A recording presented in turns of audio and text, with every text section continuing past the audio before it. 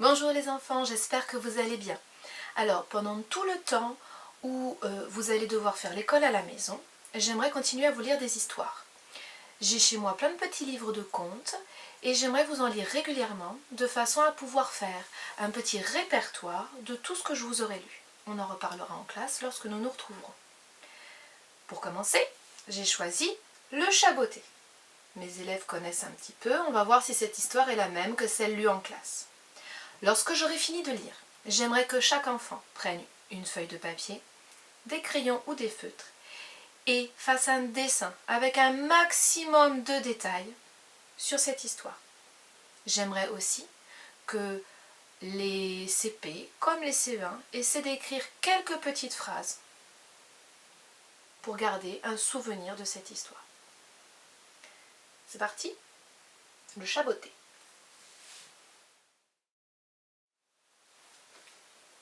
Le Chat botté.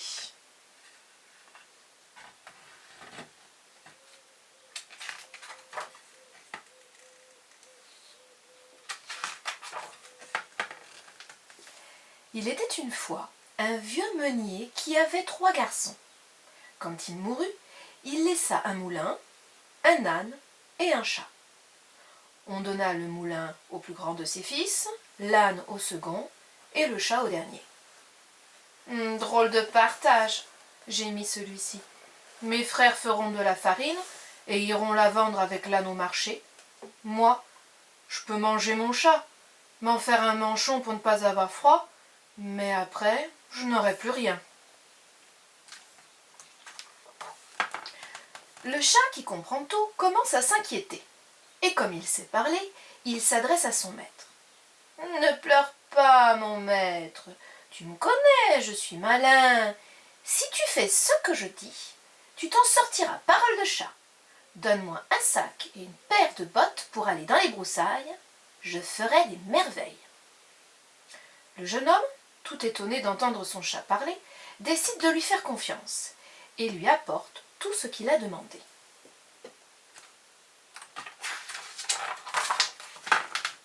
Le chat enfile ses bottes, met le sac sur son épaule et disparaît dans les fourrés.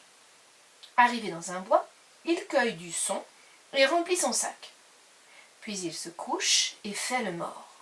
Bientôt, un jeune lapin pas très malin rentre dans le sac, croyant faire un festin. Tout à coup, tout à trac, le chat botté ferme le sac.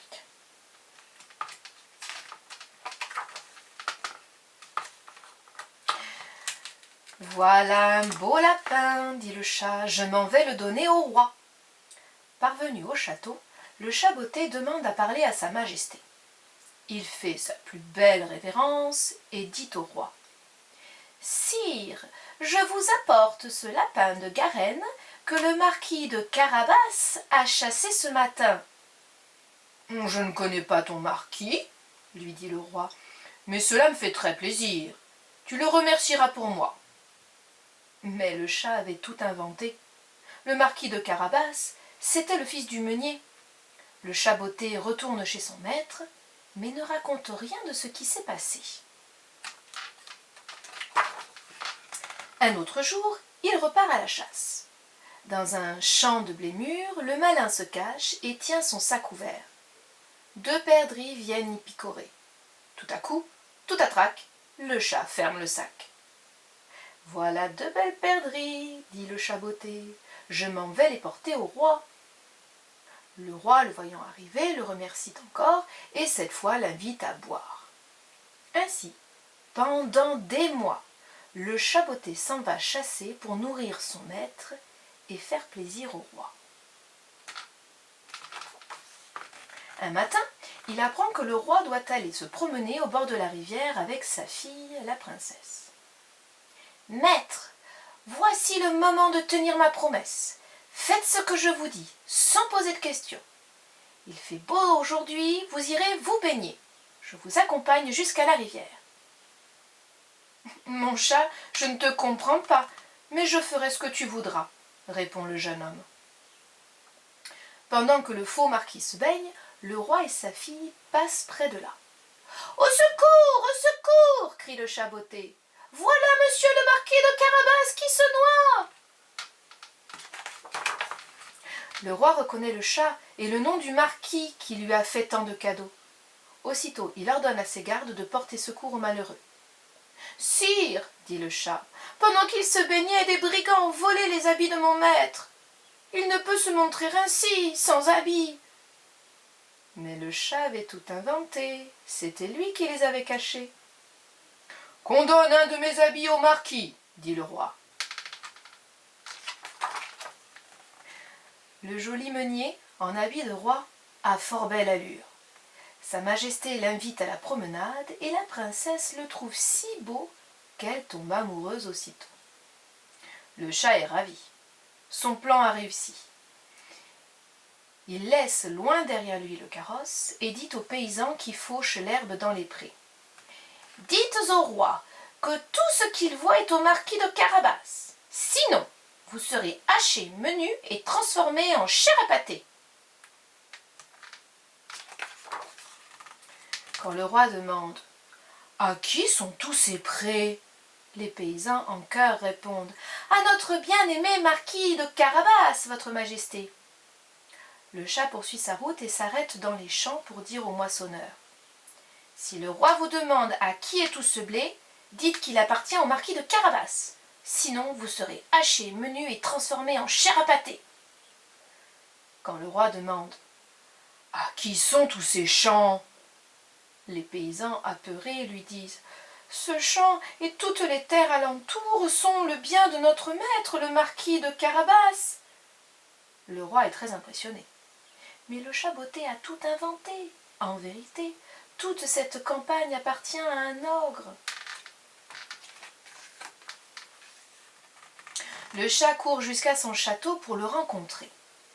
Le saluant bien bas, il lui dit « Monseigneur, on m'a dit que vous vous transformiez en toutes sortes d'animaux. J'aimerais voir cela. »« Certainement, dit l'ogre, et il se change en lion. » Le chat botté, effrayé, se sauve jusque sur le toit.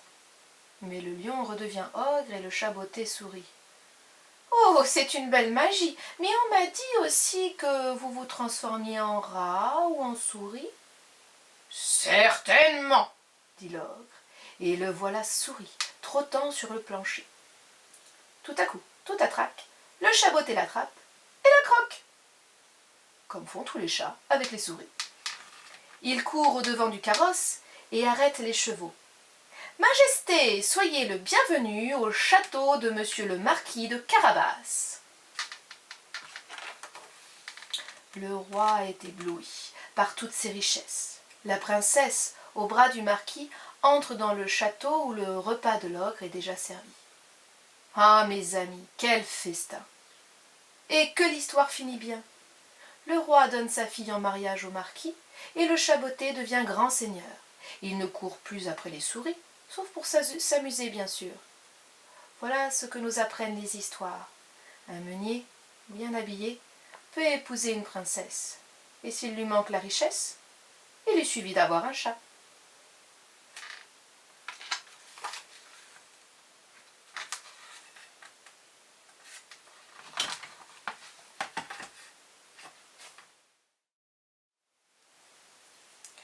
Voilà, l'histoire est terminée. À vous de jouer maintenant. Vous prenez de quoi dessiner, feuilles, crayons, feutre. Et c'est parti, vous dessinez tout ce dont vous vous souvenez de cette histoire. Et ce qui serait formidable et très très bien, c'est de vous faire aider par les adultes pour écrire quelques petites phrases, comme vous pouvez, pour garder un souvenir de ce conte. Au travail.